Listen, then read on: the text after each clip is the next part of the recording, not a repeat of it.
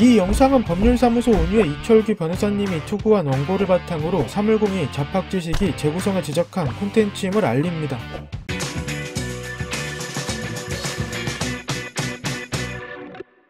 한국은 사기꾼이 살기 좋은 나라여서 사기꾼이 많다는 말을 들어본 적이 있지 않으신가요?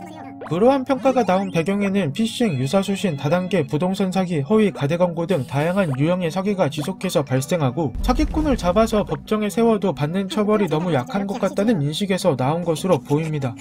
그리고 한국이 전세계 사기범죄 1위라는 내용의 게시글이 2013년부터 잘못된 내용이라는 사실이 밝혀지기 전까지 몇 년 동안 언론사, 온라인 커뮤니티, 블로그 등을 통해 전파된 영향도 큰데 정말 한국은 사기꾼이 많고 사기꾼이 살기 좋은 나라일까요?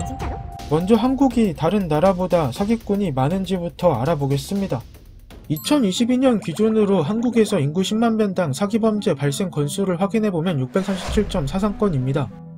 OECD 가입국 중 사기범죄 발생 건수가 확인된 국가들과 비교해보면 한국은 꽤 상위권에 속하는 것으로 보이고 한국 내 사기범죄의 발생 건수도 늘어나는 추세로 보입니다. 하지만 국가마다 사기죄에 대한 법적 정의가 다르고 집계 기록하는 방식도 다르기에 애초에 다른 나라와 비교하는 건 한계가 있습니다.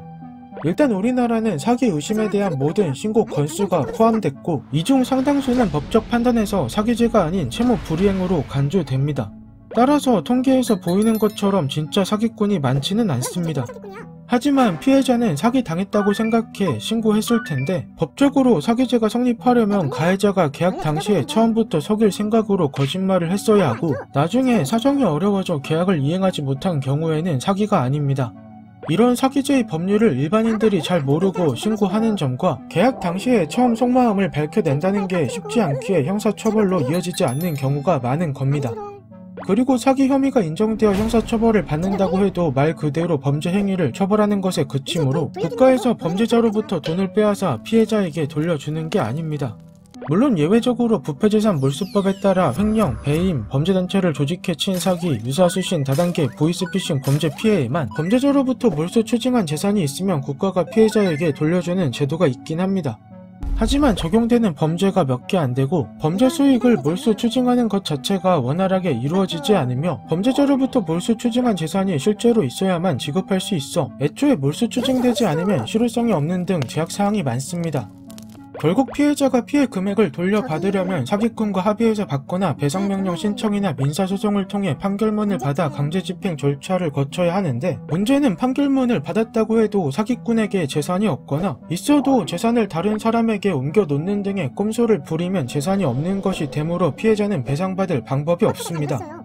즉 단순 신고 건수만으로 사기꾼이 많다는 건 단정할 수 없지만 많은 피해자가 경제적 손실을 입고도 법적 보험이 배상을 받지 못하고 있다는 점은 현실이므로 사기꾼이 살기 좋은 나라라는 인식 형성에 큰 원인이 됐을 겁니다. 그렇다면 사기꾼에 대한 처벌의 강도는 어떨까요? 사기의 유형이나 피해 규모, 피해자 수, 가중처벌 여부 등에 따라 형량은 크게 달라지는데 사기죄가 아닌 대부분의 범죄는 초범이면 벌금형에 그치고 중한 경우에도 징역형의 집행유예에 그치는 경우가 많습니다. 그런데 사기죄는 초범이어도 피해액에 따라 실형을 선고하는 사례가 적지 않고 피해액이 크면 수년 이상의 중형을 선고하는 사례도 많습니다. 아마 이것도 약하다고 생각하는 사람이 많을 텐데 그 이유는 미국에서 범죄자에게 수백 년의 형을 선고하는 사례와 비교하고 있기 때문일 겁니다. 이 부분은 범죄 예방 및 교화를 중시할 것인지 엄벌 및 사회와의 격리를 중시할 것인지 등에 따라 법 체계와 법률의 차이 때문에 나타난 차이이고 어떤 것이 정답이라고 할 수는 없습니다. 무엇보다 형량이 높은 나라에서는 수용공간 확보와 관리 어려움으로 인해 가석방이나 감형 제도로 조기 출소시키는 사례가 많아서 형량만 보고 판단하기는 어렵습니다. 그래도 여전히 한국의 사기죄 처벌이 약하다고 생각하는 사람이 많을 텐데 한국은 강력 범죄를 제외하면 사기죄에 실형을 선고하는 기준이 상당히 높은 편입니다. 이처럼 사기죄가 다른 나라와 비교했을 때도 비교적 강한 처벌을 받는 범죄임을 고려하면 법원에서 사기꾼들을 봐준다는 인식은 다소 억울한 측면이 있어 보입니다. 그래도 국민 정서를 반영해서 2024년 대법원 양형위원회에서는 13년 만에 사기죄의 양형 기준을 강화해서 앞으로는 기존보다 더 강한 처벌이 내려질 예정입니다. 한편 많은 사람이 SNS를 이용하고 이를 통해 수많은 광고를 접하고 있습니다. 이 중 일부 광고는 허위, 과대 광고를 하고 있는데 광고 노출이 일상과 밀접해진 만큼 사기꾼이 많다고 느끼는 원인 중 하나인 것으로 보입니다.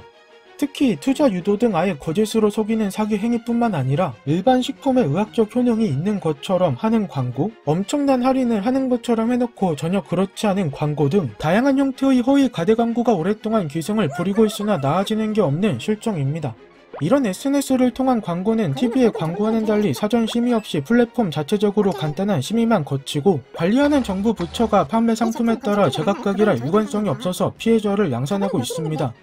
피해를 당하면 회복하기까지 오랜 시간과 큰 비용이 소요될 수 있으므로 개개인의 판단으로 처음부터 속지 않는 것이 중요하며 이를 위해 항상 근거가 있는 내용인지 꼼꼼히 따져보는 것이 중요합니다.